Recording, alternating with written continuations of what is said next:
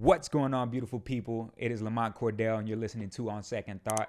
I'm sitting here with Trevor Woodruff, and this gentleman here is a United States Marine turned entrepreneur, or entrepreneur turned United States Marine.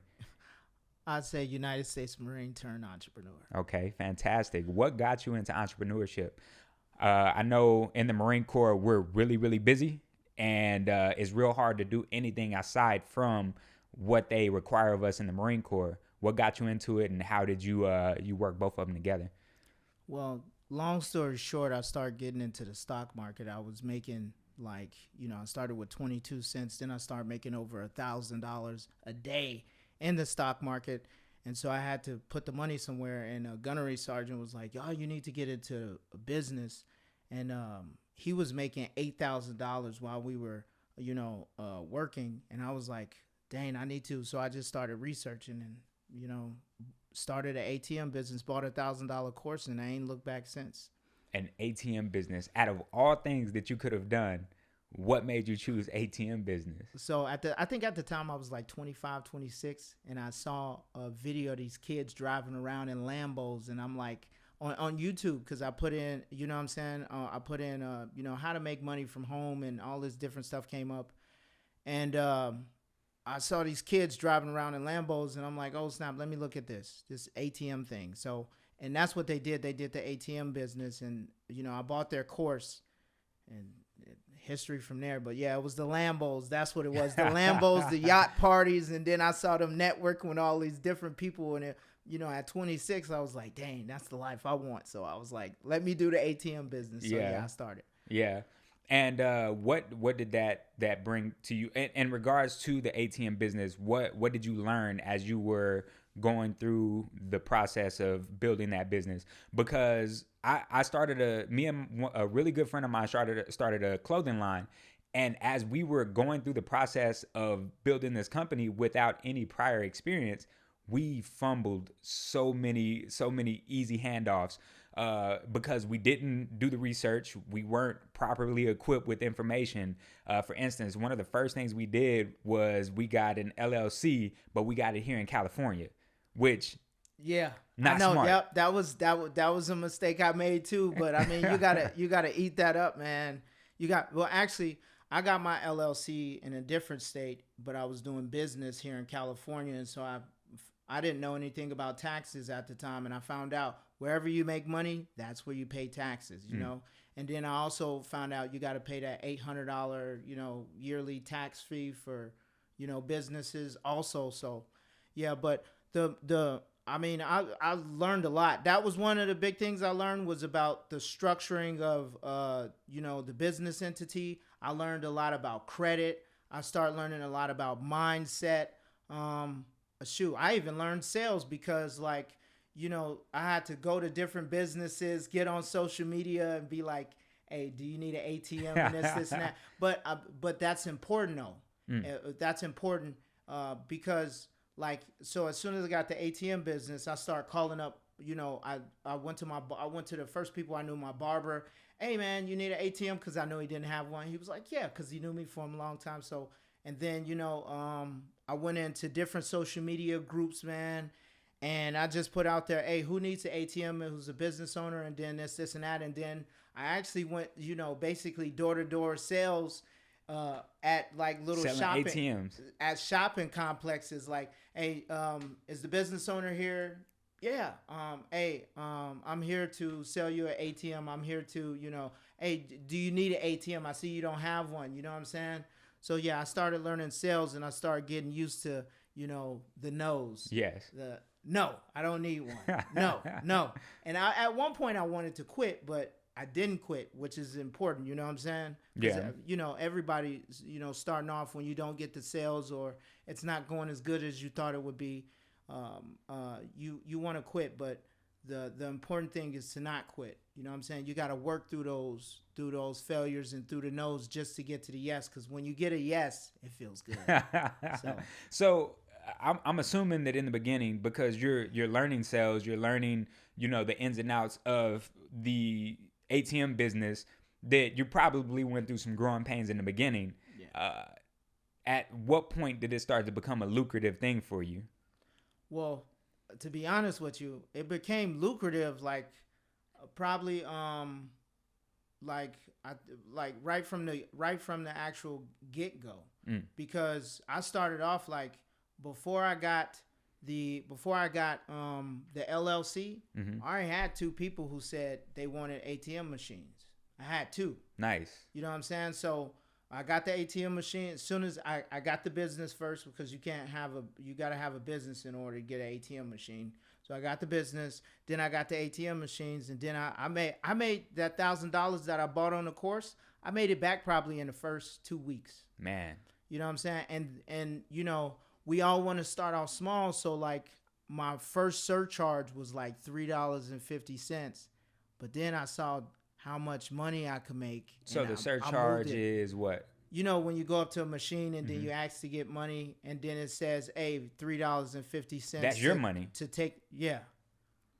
Well, let's put it like this: all of it was my money. The money, because I didn't take a loan out. If I knew what I knew now, I would have took a loan out. But I put my own money into it. You know what I'm saying? So with an ATM machine, you put your money. It's all you're doing is recycling money. That's it. So the money you put into it, you get it back, but you get interest on top of that money technically because of the surcharge. You know what I'm saying? That's wild. Because of the surcharge. So I moved my surcharge to $4.50, and people still need the money. So you know what I'm saying? That is and a lot wild, of the business, man. because I was giving the business owners 30% of whatever I made. You know, so. And so you were cutting the pie in a proper way. That way, you know, people still wanted the ATM within their establishment, and then you still got to come out on top a little bit too. Yeah, because $3.50 was doing me good, but then once I moved it to $4.50, you know what I'm saying? And some of the business owners actually didn't want it to move to $4.50, but I convinced them, you know, and that's where the sales come in. I convinced them to move it to $4.50. Man. That's why sales is one of the most important skills that you could possess as an individual. And I try to tell people all the time, what y'all got to understand in regards to sales, it has this negative connotation to it.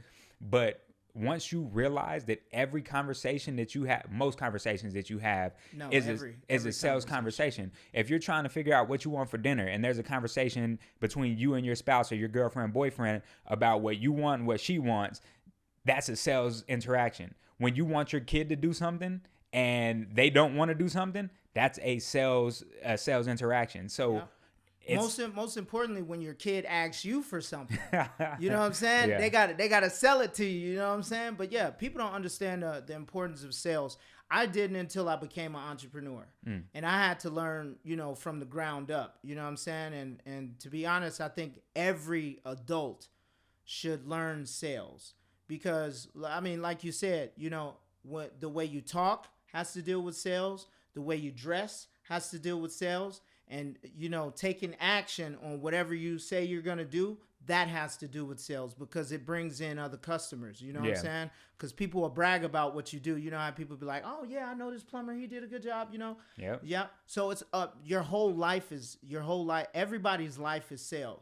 The reason why people don't get jobs is because they ain't good at sales. They're not good at selling themselves. The reason why people don't get the girl of their dreams or or date the girl of their dreams or marry them is because they're not good at selling. You know? You know how many jobs I've talked myself into prior to the Marine Corps that I talked myself into that I had zero qualifications for, but in the interview I made it sound like I knew I was like, I got you. It's in the bag. Like whatever you need, I am capable of doing. And then I'd start the job and be like, damn, I bit off way more than I could chew with this one. Yeah, because you oversell yourself, but that's not bad either. Yeah. Because, you know, overselling yourself just means that you have to challenge yourself to meet, you know, the expectations that you set, you know. But 110%, I believe that every adult should be in sales, you know. I hate that I got into sales. So I became an entrepreneur, 25, 26, I think it was. And, you know, I hate that I was so late to the game, you know. I hate that. But, I mean, you learn it. Yeah. I mean, because most people go throughout their life not knowing anything about sales. And that's facts. And I think that's true for entrepreneurship as well. And then talks about money. I was late to the game in regards to even considering what financial literacy was at all whatsoever. When I first joined the Marine Corps, and I've had conversations with other Marines about this, or people that I've had on the podcast before. When I first joined the Marine Corps, all the way from a lance corporal or from a PFC to a sergeant, I was blowing my money and I had no clue what to do with it. So, from your perspective, what conversations around money do you think need to be had? Not necessarily with rich people, because rich people clearly have the answers to the test, but for those that are young and still coming into their money, what are the conversations that need to be had with those people in order to make sure that it sinks in? Well, one, I think that it is important that you do blow money. The reason why I say that is because, like, the reason why you blow money when you're at a young age is because you're coming out of your parents' house and now you can buy and do whatever you want. But then that lets you know that teaches you the importance of money. Yeah. But I think the conversations that need to be had is that instead of learning, we need to learn about, more about how to be producers instead of consumers. You know what I'm saying? And then also, what is a liability and an asset? At the basics of money is liabilities and assets. A lot of people don't know what a liability is or an asset is. Mm-hmm. And if they do have somewhat of if they do know something about it, it's wrong. Let's put it like that. You know what I'm saying? Because we're taught. Can we get an example? This house. Okay. This house. So a lot of people be like, oh, a house is an asset. No, it's not. Well, I'm not going to say no, it's not. It depends on what you do with the house. So the house is an asset if you rent it out. If you live in it by yourself and you're paying your own mortgage, it's a liability. Because an asset is something that takes money out of your pockets. A liability is, an asset is something that puts money into your pockets. There you go. I was about to say, what are we doing? Yeah. Asset is something that puts money into your pockets. A liability is something that takes money out of your pockets. So what you pay in your mortgage every month, it's taking money out of your pockets. But guess what? The reason why it's called an asset is because it's an asset to the bank. Because it puts money in the bank's pockets, not your pockets.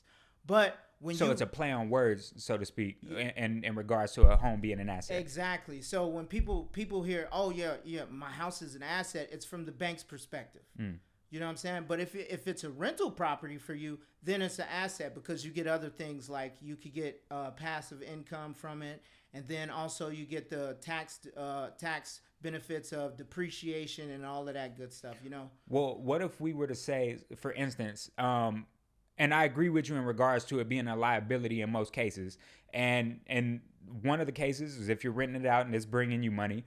But two, if taking into consideration the benefits that you get in the military, meaning that the VA loan, zero down, and they're paying your mortgage using the BAH, at that point, would a home be considered an asset? No. Because that BAH you could be pocketing. Okay. You get what I'm saying? Yeah. Now, check this out. What people don't know about the VA loan. So the VA loan, you could buy from 1 door to 4 doors. Yes. You get what I'm saying? Yes. So you could buy. So instead of buying one door, why don't you multi-unit? Why don't you just get 4 doors? Live in one, rent the rest of the 3 out. You get what I'm saying? Yeah. Make that passive income. Now you're not paying your mortgage. All your BAH is back in your pocket. You get what I'm saying? No, I get it's exactly all back. What you're saying. It's all back in your pocket. Yo, we have to, man. So when I first bought my house, right? I went around and I asked people. I said, "Man, what do you think I should get? A 1-bedroom or a 4-bedroom? I'm thinking about renting rooms out." Everybody told me, "No, man, it's your house, man. That's your personal house. You shouldn't have other people in it because people get emotionally attached to these material things, right?" But I'm thinking like, I don't want to pay the mortgage. Now, at this point, I didn't know anything about finances. All I knew is that, years before, my sister was renting a room and her landlord was going condo shopping. And he asked me and my sister, "Hey, you want to go condo shopping with me?" And I'm like, "Yeah." And then on the way, while we're looking at these different condos, he's telling me like, "Oh, I think he owned probably 4 houses at the time, and he was renting the rooms out in all of them." And I'm like, That's what I need to do. Yeah.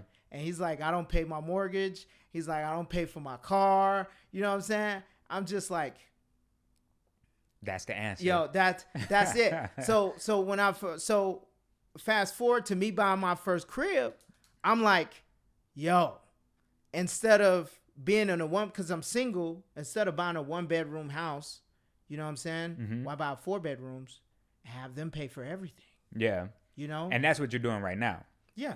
It's called house hacking, by the way. So it's a type of house hacking. So normally house hacking is when you have like a duplex, a triplex, or a quadplex.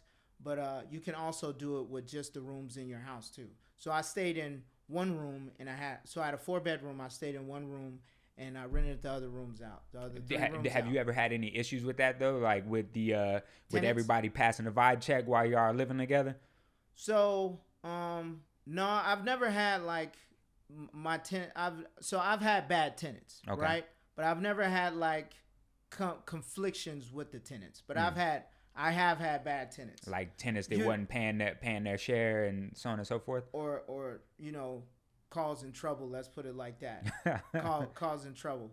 Shoot, I had one tenant. I had one tenant who was doing drugs. Man, he didn't. I mean, he didn't cause any conflict except for, you know, he started messing with one of my tenants, and then she calls me and he's like, hey, I think he's on drugs, and then I'm like, oh snap.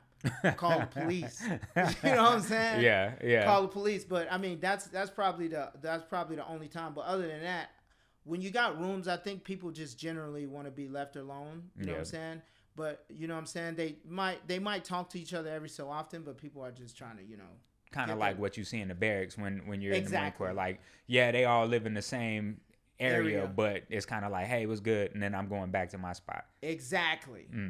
Okay. Now, you said that, one, you think it's important that young people do blow money to understand the value of money. Yeah. 1, 2, what's something else that you think that is important for young people that are coming into their financial adulthood to understand about money?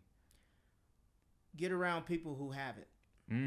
Get around people who have it. And the reason why I say that is just because when you're around people who don't have money, they speak negative about money. So you'll hear people say, "Oh, money is the root of all evil." You know what I'm saying? Or they'll be like, "Oh, money ain't everything."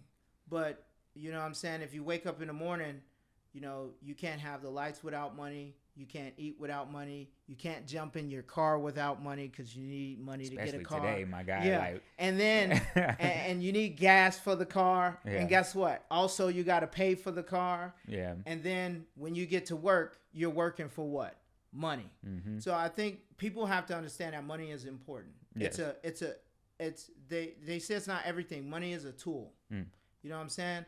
I read a book. It's called "F.U. Money." He said, if you think money isn't everything, then you don't know where to shop. Oh no. He said, if you think money doesn't buy happiness, then you don't know where to shop. Got you. Because you're happiest when you could buy whatever you want. What the way that I've justified my venture and going to gain as much capital as I can in regards to money is, I think that it is a direct transaction for time. It is one of those things that the more you have, the more time you have. And as I've gotten older, the things that were important to me back then, which was popping bottles in the club, showing off the clothes that I have, so on and so forth, has now turned into me wanting to spend time with my family. And I've acknowledged that in order for me to get the maximum amount of time with my family, I need the maximum amount of money that I could possibly have. Amen. And that's one of those things. And you're very right in the fact that when you talk to people that have small-minded views in regards to money, they do try and down to, oh, you know, you're just out here trying to get another dollar, or you're just trying to. Yep. And it can influence you to not pursue that. But when you get around people that have money, and they also, it depends on the type of person. Because if you get around, what's the I don't know. You know the guy I'm talking about, the poker guy. I can't pronounce his last name. That guy. Dan Brazilian or Baltazarian, that guy. whatever And his I don't name know is. the man personally, so I can't say the way that he views the handling of money. But from the outside looking in, it looks like he's very interested in the material aspect of it. He's got a bunch of girls around him, so on and so forth. So if you surround yourself with people like that, you'll probably have a different view. But I think that in the same breath, surrounding yourself with people that spend money the way that you intend to spend money is important when you surround yourself with those people. That's why you have to be. It's all, your environment is so important. Environment is so important, man. People have to understand. People have to understand that. What's his name? Steve Harvey. Steve Harvey was talking about exposure. So one of his little motivational talks, you've probably seen this.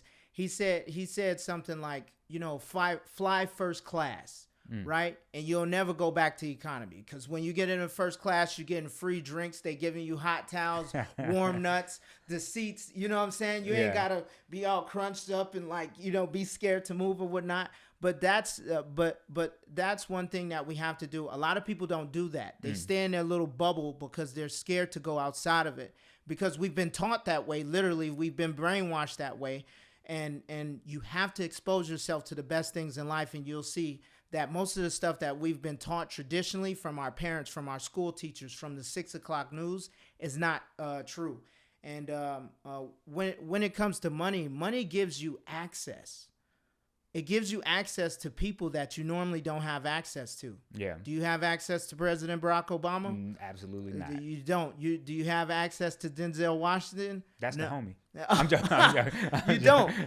You don't have access to these people. But if you got money, guess what? Your social circle is very important. And that's why you have to read books, man. A lot of people say, "Oh, these rich people ain't teaching us, what they know." They put it inside of a book because they can't reach everybody. So they write a book and tell you how to do these things. But guess what? The average adult reads probably one book a year. You see what I'm saying? That's a problem.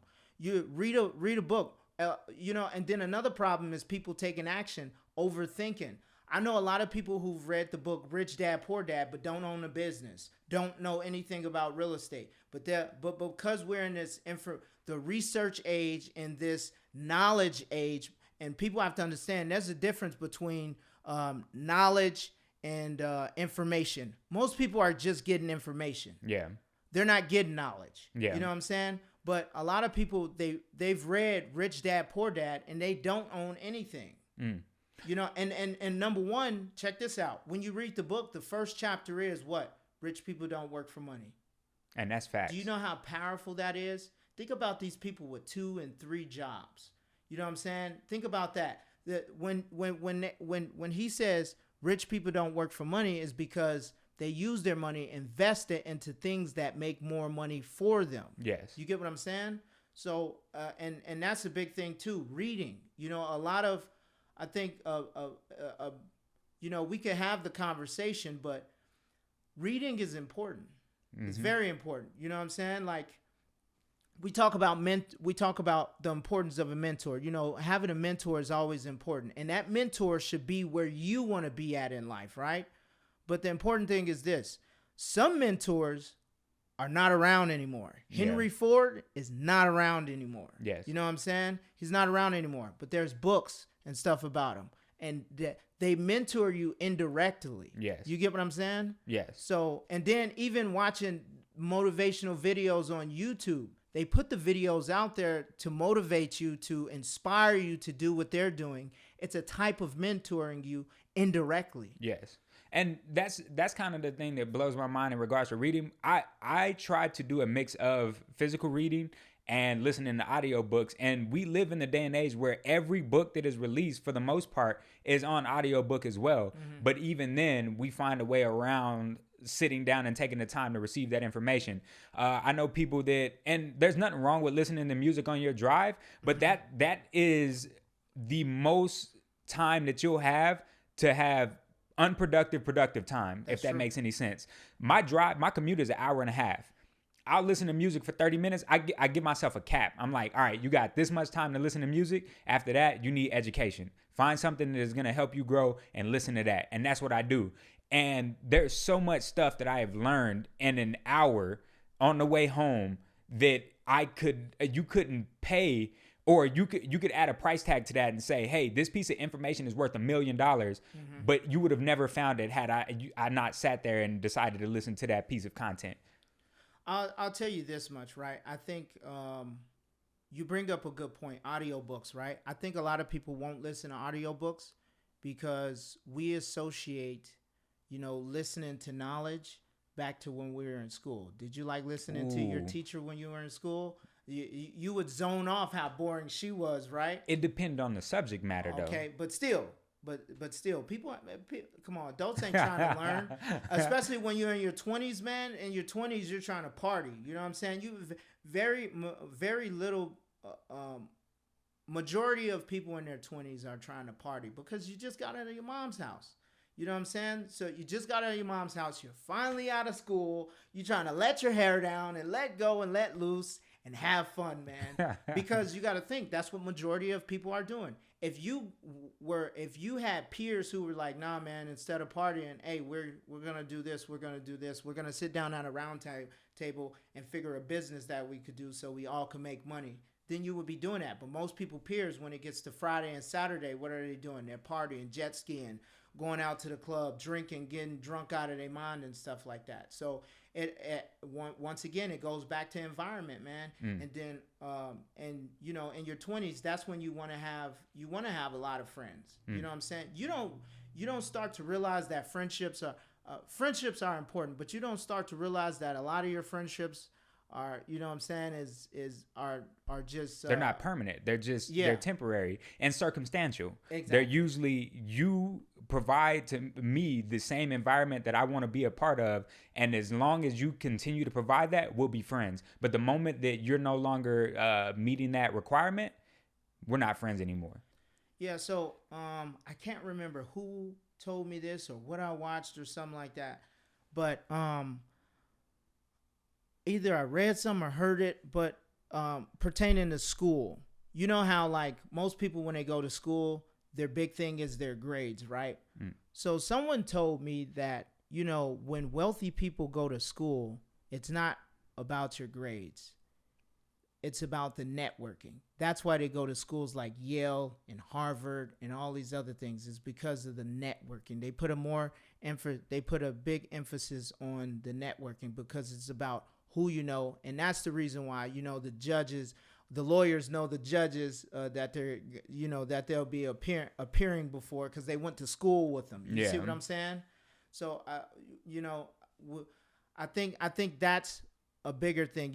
If people stop putting, because your grades don't. Let's be honest with you. Robert Kiyosaki, he says that A and B students work for C students. Your grades are really not that important, right? Your grades don't determine your success. In a way, they don't determine your success, right? If we put more of a emphasis when it comes to school on the networking piece, you know what I'm saying? Because you could go to a great school like UCI or wherever you want to go, and make sure you're networking with the right people who mirror the future that you want. Yes.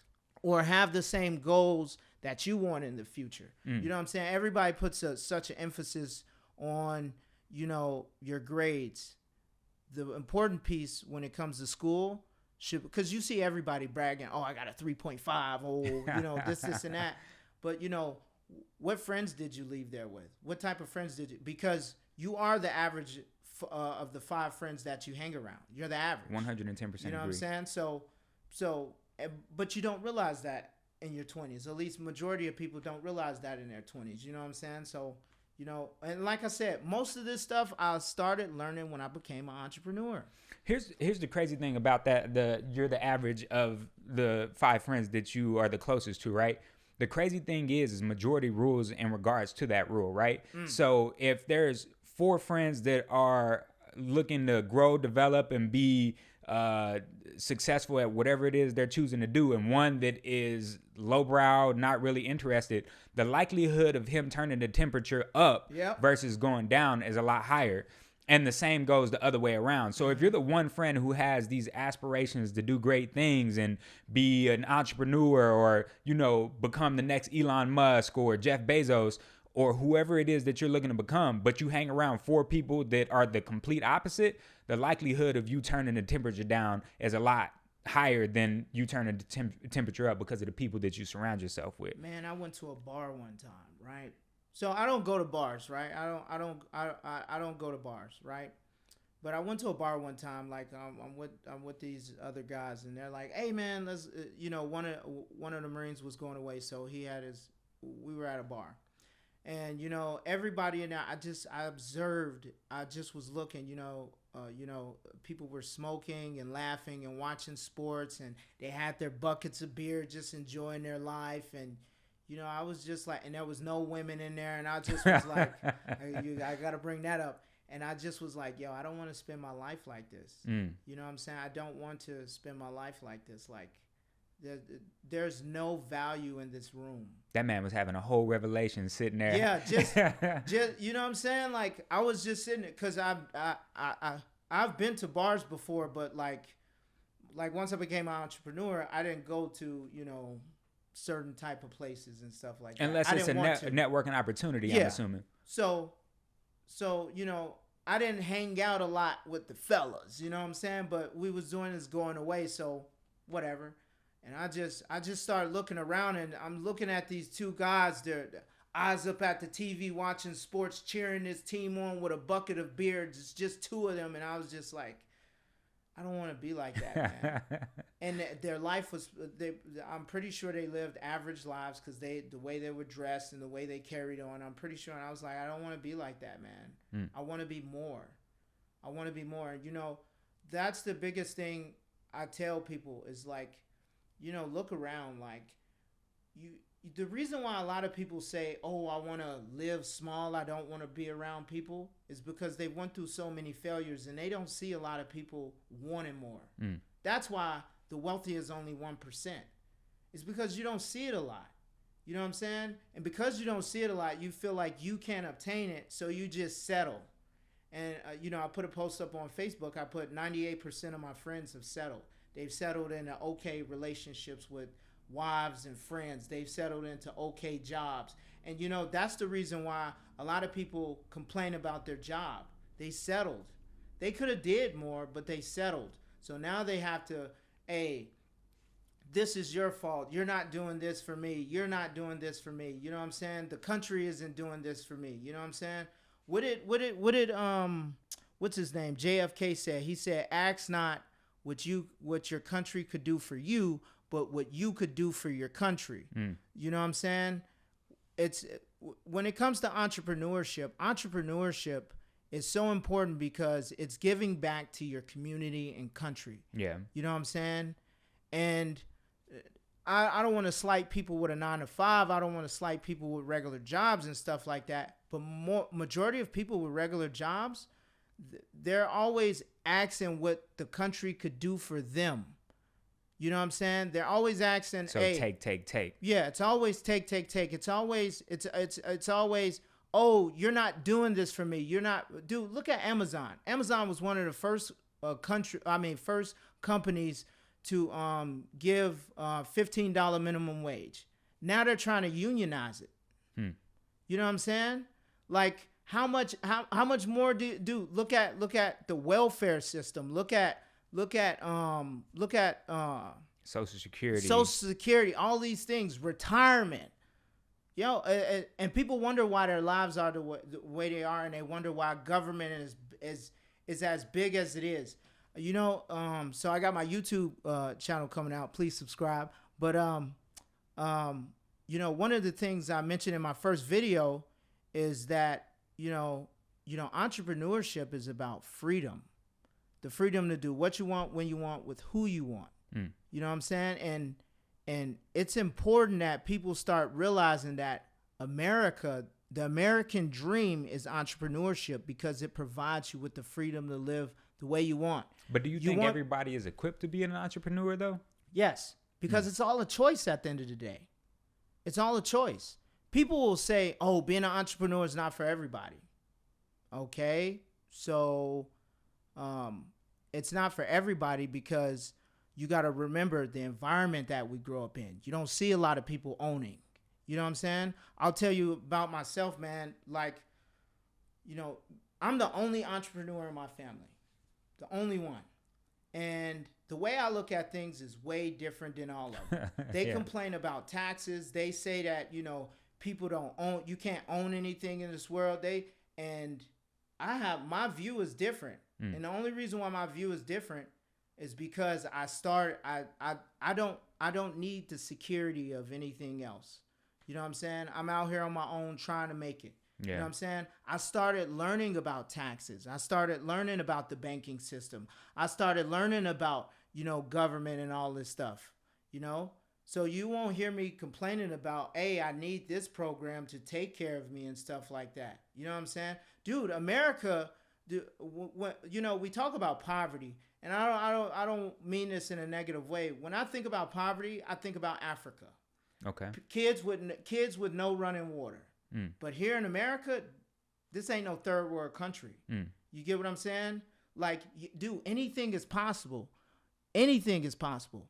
The only thing is that you have to get out of these environments that plague your mind and that negatively impact your belief system. What piece of advice would you offer to those that have the mindset that it's easier said than done then? Because there's going to be somebody that hears this that thinks to themselves, well, you know, it's easy for you to say, like, you got to remove yourself from that environment and not have that mindset and you're capable of anything. Yeah, you can say that real easy, but the reality of the situation is, you know, I gotta walk to my 9 to 5. After I get off my 9 to 5, go to Waffle House and work from 5 to 1 o'clock in the morning in order to help my mom provide for whatever reason. And that's understandable. But let's put it like this: how many hours of sleep do you get? 6. Okay. All right. If you get 6, well, will it hurt you to get 5 hours of sleep? You see what I'm saying? Yeah. That the money that you're saving in the bank, which the bank ain't giving you nothing, use that towards building your own company. You get what I'm saying? You know, people work for these companies 20, 30 years, 50, 40 years. You know what I'm saying? The knowledge that you've accumulated, why don't you start your own? You get what I'm saying? There's nothing wrong with having a 9 to 5. There's none at all. But like at some point, if you're complaining about the way they treat you and all this other stuff, why don't you start your own? Or you know, one of my mentors told me that people, they love complaining. You know what I'm saying? They love because it gives them something to do. If they really hated the situation that they're in, they do something about it. Exactly. You know what I'm saying? He said, but the reason why people don't do something about it is because the reason why people don't do something about it is just because you start to fall in love with complaining. You just start to. And you start to fall in love with getting stuff that you ain't got to really work for. You get what I'm saying? Yeah. Like, I'm going to tell you something. So I call minimum wage a scam. The reason why I call minimum wage a scam is because every time minimum wage goes up, the price of living goes up and the price of, you know, goods and services goes up. But people don't realize that. They keep saying, hey, increase the minimum wage. Not to mention you basically outprice people. You price people out of the market every single time minimum wage goes up. Yeah. Because you're not going to pay a kid $17 an hour. You know what I'm saying? When he ain't got no experience, 18, 19, 20 some dollars an hour. Or in this day and age, they're starting to make automated services, as in like people that are flipping, or machines that are flipping burgers and cooking fries. Okay, cool. That's a job that we don't need anybody for now. So we don't have to pay minimum wage for that. Exactly. And guess what? The machine ain't going to need to pick up kids from school. Ain't going to need to take sick days off. Ain't going to spit in the food when the customer makes you mad. Exactly. Yeah. So minimum wage, right? So everybody wants minimum wage to go up, not realizing that you're never going to get by on minimum wage is not for you. It's for you to survive off of, not for you to live off of. You get what I'm saying? Because if cost of living continues to go up every single time minimum wage goes up, if the price of services is good, you're still in the same place. you just feel like they just give you the warm and fuzzy that you're making more money because you went from $7.50 to $15. Which is crazy because I think that most people don't observe that change. And yes, you're getting paid more, but your gallon of milk also costs a little bit more. Right. Which over your entire, shopping experience, you're probably spending the amount of money that you just got to raise for. So exactly, man. So and people don't real. So I believe that, you know what I'm saying? I believe and I don't want to change the topics here, but minimum wage should be, $0. In this day and age, people have common sense, right? We have common sense. Business owners have common sense. They will pay you a fair wage. You know what I'm saying? If you say minimum wage is 0, so now guess what? Business owners they'll have more capital to pay people, because now it's like, all right, well, now bagging groceries, I could give that job to maybe a 14-year-old and pay him $4 to bag the groceries. So now if you walk into Walmart, you see more people in front of the grocery thing bagging groceries. Okay, cash register. I'll pay the person at the cash register probably, let's say, $10 an hour. Now you see more teenagers. Well, 14 is a teenager, but you see what I'm getting at. You know what I'm saying? You won't see it, and you'll get people off the streets too. But what happens in the case that one bagger is getting paid $3 and then the other one that is providing a better service, meaning the one that he's faster, he's cheerful with the customers, so on and so forth. You're paying him $5 in regards to I guess I answered my own question. Yeah. Maybe that raises the work ethic of the individual getting paid the $3. Yeah. Or I just feel like that may cause some type of controversy within the establishment. Well, I mean, it might. I mean, people getting paid more. It's almost like somebody get paid more than you. It's a competition thing. Yeah. You get what I'm saying? Like somebody's in a higher position than you. You're not the manager yet. You know what I'm saying? You say, oh man, I want to make my way up to that, depending on the person's mindset. You get what I'm saying? But all in all, I say that because with them, they only made it $15 federally. It's not for everybody. It's still $7.50. But basically what I'm getting at is that, every single time the minimum wage goes up, you know what I'm saying? Like people don't realize that you getting minimum wage, you're always going to just survive. You're not going to be able to live life the way you want to. Yeah. Yeah, you're going to be able to go travel and all this other stuff, but you got to ask to go travel. You know what I'm saying? Yeah, you're going to be able to buy you a house, but guess what?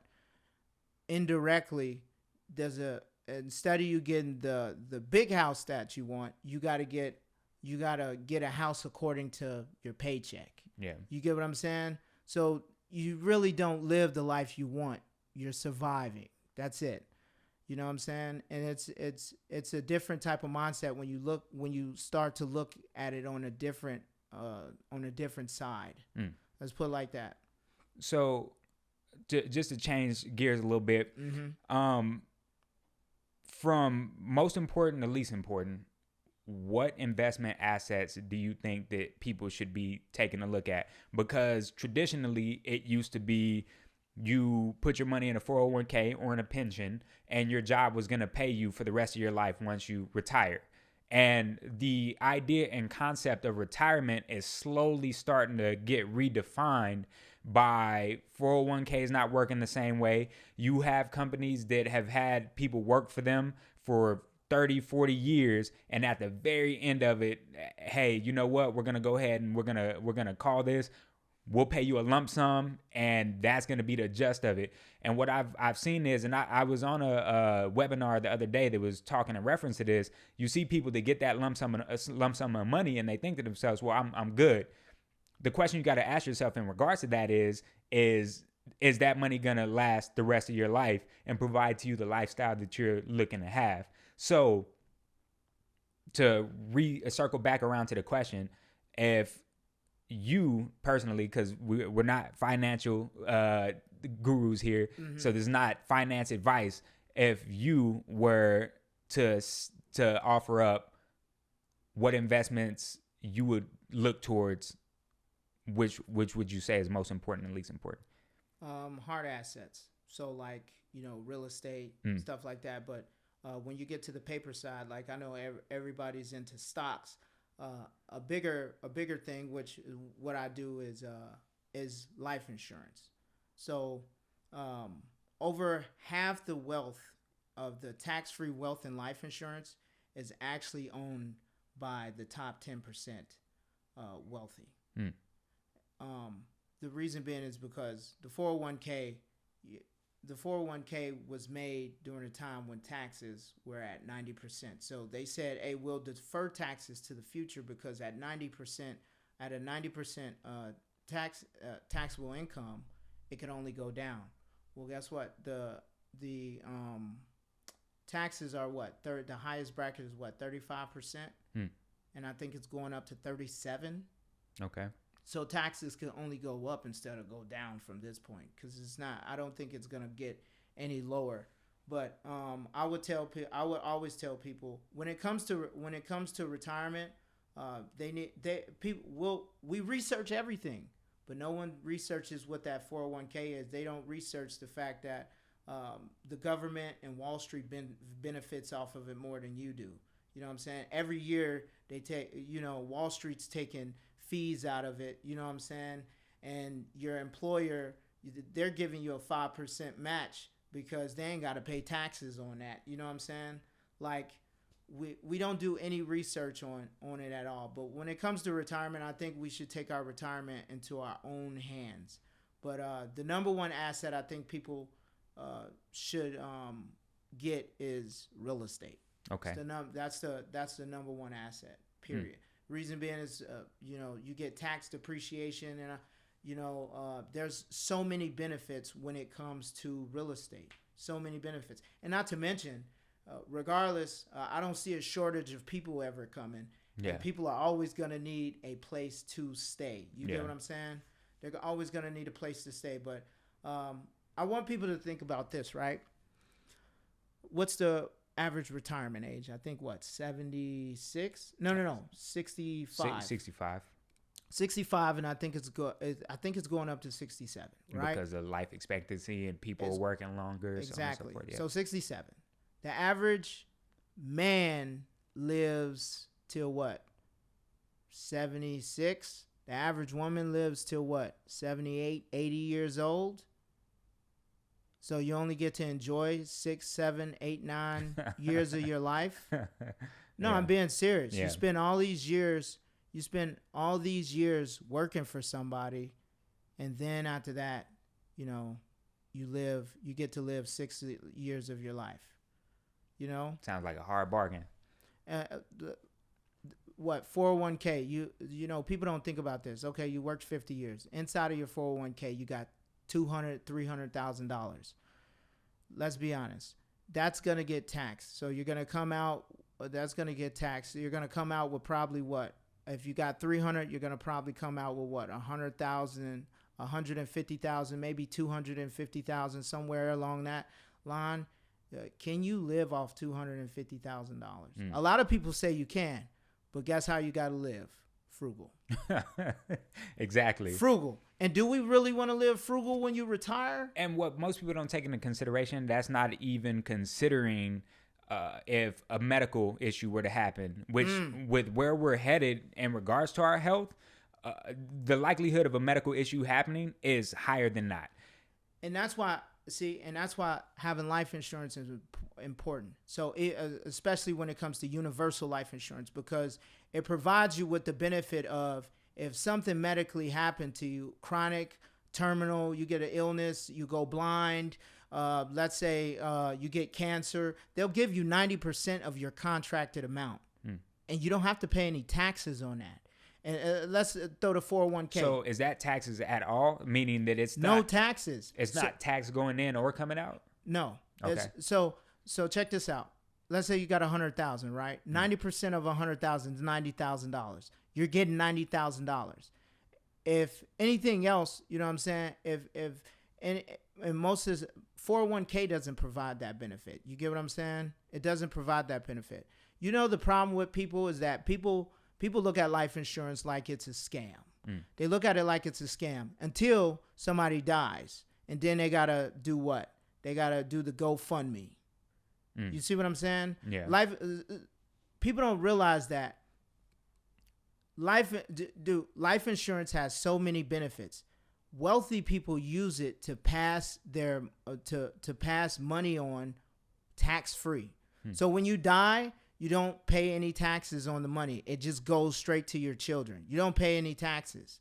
You get what I'm saying? Yeah, I get you. So it's important, but I mean, you can't change people's mind. People have their you can change people's mind, but people have their opinions, you know? I think that in regards to people getting their mind changed, it's dependent on when they're ready to receive the information. I was talking to somebody the other day, and I was telling them, I was like, I wish I had someone to sit me down and talk to me about finances a lot earlier. And then I had to retract the statement because I thought to myself, maybe someone was offering me the advice. I just wasn't ready to receive it at that moment in my life. That's funny because, so when I was a Lance Corporal, right? When I was a Lance Corporal, I had a gunnery sergeant bring me Rich Dad, Poor Dad. Me and a corporal. And the corporal read it. He didn't do anything with it. I didn't read it at all. I didn't care about reading. You know what I'm saying? Yeah. Fast forward years later, man, I'm reading this book, and it changed my life. Yeah. You know what I'm saying? So you do, and that's why I say, man, like, as a youngster, you don't care about that stuff. You know what I'm saying? I'm not ashamed to say I didn't care about it. You know what I'm saying? Like, I didn't care about it. I wanted to have fun. You know what I'm saying? And then another thing was I was in the military. I was trying to get meritoriously promoted. You know what I'm saying? But we need to start putting the emphasis on, the learning about finances, because regardless if we like it or not, regardless if we like money or not, 90% of our life has to do with finances. And with that being said, you not knowing about finances is a terrible thing. Yeah. It's a terrible thing because that's how people get taken advantage of. Yeah. You get what I'm saying? That's how people get CDs and they believe in saving money and stuff like that. Dude, so check this out. I just found out this the other day that money is considered a liability. Okay. Think about this. When the bank gets money, right? What do they do with it? They send it out to get loaned off and exactly put it in the stock market. They loan it back to you. Mm-hmm. They loan it as soon as you give it to them. They loan it right back to you in the form of credit cards, mortgages, car loans, college tuition. They loan it right back to you. Why is that? In order to take the interest that you have to pay on it. Exactly, and because money is not worth anything. It's not, and it depreciates in value as the years go. So exactly. So you got to get interest off of it. You got to put it into things that make other money. Yeah. Like real estate, like cash value life insurance, like paintings, like fine wine, all these different things, diamonds, all these different things. You know what I'm saying? People buying watches. People be like, you hear everybody always talking about. Yeah, I wouldn't buy no Rolex. This is a $7,000 watch. You know what I'm saying? The only thing it does is tell time, but it holds value. Yep. You buy this watch for $7,000, it either holds a value or it increases in value. Yeah. You see what I'm saying? And that's why financial literacy is so important. Because you got people walking around with these G-Shocks on. Oh, I bought this at $23. You can't even sell it. You can't even sell it for You're selling it for $5 if you go to sell it. Yeah. Or no, you're giving it away for free. That's what you're doing. You're passing it down. Yeah. But yeah, like people don't realize like a lot of the stuff that we criticize, we say, oh, it costs too much, this and that. Oh, you hear a lot of older people say, buying chains and all this chains and diamond watches and stuff is stupid. They're precious metals. Their chains are made of what? Gold, silver. These are precious metals. You see what I'm saying? Yeah. Look at the price of gold and silver is going up. You get what I'm saying? Same thing goes with diamonds. These are precious metals and stuff like that. Why is that stupid to buy these things? You know what I'm saying? Yeah. These are considered what? Assets. They're not considered liabilities. Yeah. Same thing goes with cars. Oh, why would you buy a $3 million car? Because it's going to accrue in value. Your Honda Civic isn't. You're wasting your money buying a Honda Civic. You bought that Honda Civic, you know what I'm saying? And people be like, oh, you know what I'm saying? Oh, but the gas in that thing is $200. dude, if you're buying a Rolls Royce, you don't care about the gas. You know what I'm saying? Yeah. You don't care about the gas. Dude, the goal should be to have more and do more. Yeah. But we as people, we don't have that mentality, especially as poor people, because of the way our parents taught us. Man. Stay frugal, stay safe, all of this stuff. You know what I'm saying? That's why people are so scared to get into entrepreneurship. And they're overthinking. Dude, in school, you have to have every single question right. If you get a question wrong, you're laughed at. You're laughed at if the teacher calls upon you. You know what I'm saying? Like, you have to get so many things right. And that's why people overthink everything. Because they want to make sure that everything that they do is right the first time they do it. Nobody can point at you and laugh at you. Yep. You just said you jumped into business not knowing what you were doing. You learned as you went. And that's what entrepreneurs do. They jump into it not knowing all the answers, because you will never get all the answers.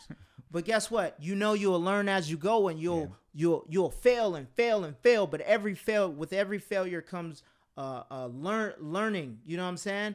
And that's what you're supposed to do. When you're a kid, you fall, you learn, you get back up. You know what I'm saying? Yeah. But because our parents taught us, you know, and your parents, they love you, you know what I'm saying? They love you. It's a genuine love, you know what I'm saying? But because our parents taught us, you know, make sure you have all your ducks in a row. Make sure you have this, and this. Make sure you do this. And that's why a lot of people be like, oh, I'm going to research it. Well, peep this though. What the perspective I'll take on that too is that is also a valuable lesson, because if you look at entrepreneurship and, you know, trying to be wealthy or that's still having your ducks in a row, is just in a different form. Mm-hmm. So the information was proper. The vessel was wrong. I like it. Okay. So that's just something I was thinking about just now, because that what we're technically talking about here, and living the life you want to live, doing the things that you want to do, is having your ducks in a row. It was more of a scarcity mindset coming from them, rather than an abundance mindset. Yes, but it's a scarcity mindset because you're taught to be scarce. Yes. We're 100% taught to be scarce, man. You have to learn as you go. Yeah. Have to learn as you go. You're never going to have, what I've learned is you're never going to have all the right information up front. You know, if you continue to do research, someone said the more you investigate, the less you have to invest. Powerful. Because people will investigate until they be like, you know what, I ain't doing it. Yeah. I'm not doing it. That's too much at risk. Yeah. And then the difference is if you just dive in and you're doing it, you don't have time to think about what the loss potentially is, because you're too busy growing through what you're experiencing. Oh, now you're talking. Which is crazy. Yeah, it is. It's a different type of mindset, man. It's a different type of thinking. And you don't get it in a normal school system. You have to take an initiative yourself, or put yourself around those people, or around in that environment. Back to the environment piece, you know what I'm saying?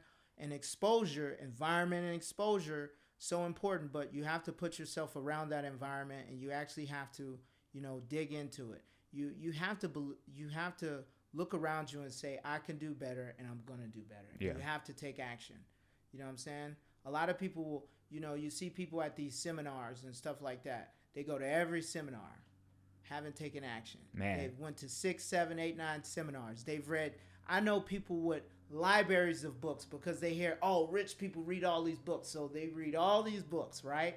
And don't do anything with it. And don't take any action. Man, I said something the other day, and it kind of struck me when I said it, because it wasn't expected. I was just talking, and it came out the way that it did. I said, it's not easier said than done. It's easier done. And it's the equivalent, it's a more fancy way to say that just take the first step. Yeah. But it's the truth. That's with anything. When we went to buy this home, everything leading up to purchasing a home was scary. But once it was done, now that we've been living in it for 2 years, that fear is removed. Now, we could have stayed in place with that fear and never purchased a home. We could have done whatever and just not had it. But now we're getting ready to sell the home, and it is appreciated in value. Yeah. All that fear is gone. And that's the same thing that you can experience with pretty much anything. You want to start a podcast, you want to start a YouTube channel, you want to go talk to the girl. Anything that you do, it's not easier said than done. It's easier done. Go make it happen. And you'll learn a lot faster, whether or not that was ever going to be a thing for you in the first place. Yeah, and to be honest with you, we get so caught up in trying to find so many things. I mean, do so many things. We get so, well, you know, people put that pressure on you. Do what you love. You know what I'm saying? I'm gonna be honest with you, man. Grant Cardone said something amazing. He said, instead of doing what you love, do what makes you money. Yeah. You get what I'm saying? Because passion. So check this out. Passion comes over time. You don't just become passionate about something. You have to do something for a long time. You get what I'm saying? And then you start to love it. You know what I'm saying? At some point you start, and sometimes you could do something for so long that you start to hate it. Yeah. But passion comes over time. But majority of the time, if you make a lot of money and you're good at it, guess what? You're going to end up enjoying it. Exactly. And so I think people have to realize that, you know, I think, you know, what Grant Cardone said is true, is that, you know, instead of doing what you love, do what makes you a lot of money. And if you don't like it, you got the option to do something else. You get what I'm saying? You have the option to do something else, man. So, and people don't realize, like, the younger you start, the more life you have ahead of you. Man. You get what I'm saying? Yeah. Dude, KFC didn't start until he was in his like 60s or 70s. I don't know the age, but it was late. Yeah, it was late. It was late. So it really doesn't matter when you start, but the younger you start, the more ahead of the game you are. Dude, we live in a time of, it's 2022. Dude, you know how many people are making or are retired at 22, 23 years old? And the number is increasing. You get what I'm saying? You know, people are retiring at 29, 32, but then you have the rest of these people retiring, you know, taking these 20-year jobs, these 30-year jobs, and can't retire. Dude, let me tell you something about retirement, man. I watched my aunt, work for the school system for a very long time. I don't know how long but very long time. She retired. They gave her a golden plaque, and her retirement didn't cover her for the rest of her life. So now she works again. That's wild. Her dude, and you know people like that. Yeah. Everybody does. I have grandparents that still, or they were working. I think they recently stopped. But all the way up until the point in which they couldn't work anymore, they were still working. That's why I say the 401k is a scam. Because you're given this dream of retirement, and guess what? When you retire, you say, oh, all this money is mine, but you forget the taxes are deferred and the government takes half the taxes. And then you realize that you don't have enough money left over to live off of. And now you got to go back into the world and work. Right back to it. And guess what? The problem is that we don't learn from their mistakes. We are not learning from our parents' mistakes. We're not. We're repeating the same process over again. And it's becoming a tradition. And it's sad. It's 100% sad. Yeah. You know, they worked for 50 years, wasn't able to retire, you know what I'm saying? Had to get another job and then died. And we're doing the same thing. And after we watched that happen, it's kind of like, at what point do you grab the bull by the horns and say, you know what, hey, enough is enough. We got to change the way we're doing businesses. But what I will say is I think that more and more people are realizing it. Probably not the amount that is we're hoping to have, but a lot of people are opening their eyes to it. They are opening their eyes, man. So I'm not a fan of Bitcoin, and I'm not a fan of the stock market anymore. You know what I'm saying? I started in the stock market, but I'm not a fan of it anymore. But I do like the fact that at least Bitcoin has people, or cryptocurrency has people investing their money into something to get more money. Something. And learning about money also. You know what I'm saying? I do like that aspect of it. More people are starting to learn, but there's still a bigger number of people who are still going down that same traditional route. And the sad part is that a lot of people a majority of people will only pay bills and then just die. I've noticed as I have conversations with Marines in regards to their finances that there's an overwhelming amount of young people who don't care to hear any information in regards to finances. And I think that in under any capacity in which you start to educate yourself on finances, like you said, if it's Bitcoin, if it's the stock market, if it's real estate, whatever it is, make your money make more money, but find something that is going to do that for you, because otherwise you're missing out. You're going to miss the boat. But it is interesting to see how many people are not willing to have that conversation, or not understanding that it doesn't take a very large amount. I try to explain to them 10% is all it takes. And if you take 10% of your paycheck and you put it towards something that you're interested in, or that you're an investment, eventually it'll compound. And then once you see the value in it, you'll say, you know what, this is worth it. And then you'll put more. But people are scared to lose money.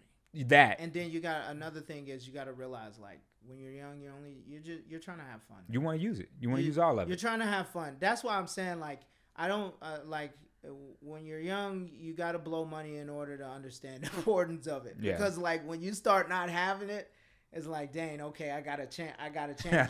Or even when you start even like hating a job, man, you know what I'm saying? Like, dude, I'll be honest, man, like, the reason why I got into the stock market was because I got tired of working 20 hours.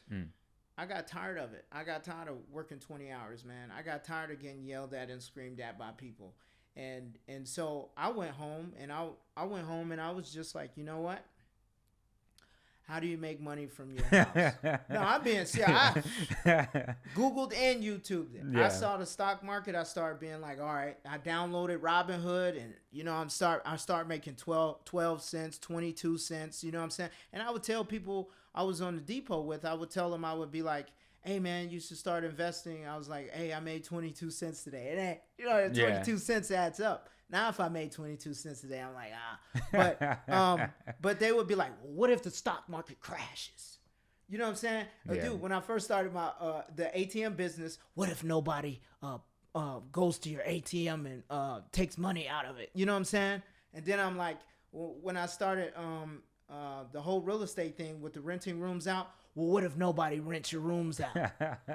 Dude, when people say that to me, I gotta do it. That means, hey, this is the move. Exactly. You know what I'm saying? I'm like, I have to do it. You know, and another thing is that people don't want to try a bunch of things because it makes it look like you're not getting nowhere in life. So like, I told you I was in the stock market first. I did the ATM business. I'm still in real estate. I sold my ATM business though, and then also I did the flip-flop thing. You know, at one point people are like, are you just wasting your money? You know what I'm saying? And not finding, but people don't know, like, I had to stop the flip-flop thing because of the Marine Corps. You know what I'm saying? And then ATM business, I sold that because I'm going all in on real estate. For those that aren't aware of the story, you were selling flip-flops, right? Yeah, I was selling flip-flops. Okay. Yeah. So, but when people see you doing a bunch of things, you know, they equivalent it to, oh, he's trying to figure it out. He ain't getting nowhere with it. You know what I'm saying? But not knowing, you know what I'm saying? Like, I am getting somewhere with it, but... Or you could be trying to find that one thing that that sticks to the wall. Does that make sense? Yeah. So now I'm into I'm a real estate investor, and then I'm an insurance broker. But, you know, to get to where I am today, I had to, you know, sell the flip-flops. I had to, you know, I even sold bundles of hair too. You know, extensions by Trevor, you know, but I had to do the ATM business. But all these things, I learned a portion of business. I started networking. You learn credit. You learn business credit. Dude, I bought me a Mercedes-Benz under my business. I don't own a car under my own Social Security. You know what I'm saying? Like, my real estate, most of the real estate I invest in is under the business. Yeah. It's not under my personal name. You know what I'm saying? So you start learning these things about finances and what separates the wealthy from poor people. Yeah. You know what I'm saying? So John D. Rockefeller, or I believe it was his son, said you want to own nothing and control everything. You know what I'm saying? You want to own nothing and control everything. You don't want things in your name. Yeah. You want it in the business name. Which is completely against what is traditionally taught. Yeah, because ownership is taught now because people say, oh, you got to own this, you got to own that, so nobody else controls you. Yeah. Which is true to an extent, but you want to own it in a different way. You want your business to own it, and you own the business, but your business owns whatever. So if anything happens, it's not my fault. Exactly. You're not liable. The business did that. Exactly. The same thing goes with credit. You know what I'm saying? Like, I got into, so I was doing a lot with my personal credit, but then with my ATM business, I started not being able to get money. So then, I'm like, dang. And then someone brought up to me, dude, build your business credit. I bought me a business credit book. I started watching business credit YouTube channels, and I started getting on the phone. Hey, how do you do this? How do you do this? What did you do? What's the process for this? I started doing that, building my business credit. And now, you know what I'm saying? I don't really use my personal credit. I use my business credit for most of everything. So man, you start realizing what wealthy people do. Just like a lot of times you don't know. So a lot of people don't know this, but so the Hollywood tours, right? A lot of times you don't know where a rich person lives until they move. The reason being is because once they move, it's publicized, right? But when they move there, it's not under their personal name. You see what I'm saying? It's not under their personal name, so you can't find out where they live. Yeah. So that's wild. That's wild. All right, brother. So as we bring this to a head, I asked this to everybody. I don't know if you've watched any of the podcasts all the way through. So maybe you're prepared for it. Maybe you're not. Maybe you're not, rather. So first question I have for you is, if you had one quality within yourself that you despise and you could get rid of in order to be more successful or the person that you want to be, what quality is it that you would get rid of? Man, that's crazy. I would say my aggressiveness. The reason being is because I come off aggressive with what I want. I'm really aggressive with what I want, and it's a turn off for a lot of people because I want to say a lot of people aren't alpha, they're beta. You know what I'm saying? And I'm really aggressive, and a lot of people don't like that approach. Okay. You know what I'm saying? They don't. I stay. If I want something, I'm going for it 100%. But yeah, I would probably it would be that trait right there, just my aggressiveness. I wouldn't get rid of that one. I'd turn it down a little bit. I'd have a little switch to where on switch, off switch, on switch, off switch. Okay, now, if there was one quality that you possess that you think makes you a better person, and if you could bottle it and sell it at large in order for other people to have that quality as well, which quality of yours would it be? Perseverance, man. Oof. Perseverance. The reason being is because, my life is not all sunshine and rainbows. I'm pretty sure yours is not. I'm pretty sure a lot of people, a majority of Americans is not. But my perseverance has gotten me to where I am today, and it's going to take me even further. You know what I'm saying? If you could persevere when you're going through those negative times and stuff like that, you'll make it. Because there's always going to be bumps in the road. There's always going to be problems you run into. It was some American professor. He said that the brick walls in life are not to keep you out. It's to show you how bad do you want it. You see what I'm saying? So yeah. It's the perseverance. I think nowadays, everybody has a sob story of why they can't do something. Yeah. Why not use that to your advantage and use it as motivation to get where you need to be? Man. So that way you could show other people. And that's what I want to do. I tell people all the time, I'm not a role model. I'm an example. I don't want to be a role model. I just want to be an example for you. Whether I'm a good example or a bad example, that's for you to decide. But I want every single thing that happens to me is an example for you to understand that you could still make it through. Man. You know what I'm saying? So it'll be perseverance for me. I love it. And if you want, look in the camera, let the people know where they can find you, brother. Oh man, so Instagram is Trevor M. Woodruff. All of my social media is Trevor M. Woodruff, just to keep it simple, so people can find me. There it is. And if you've listened all the way up until this point, if you even listen at all, I want you to know that I truly, truly appreciate your time. And until next time, y'all, peace, love, and happiness.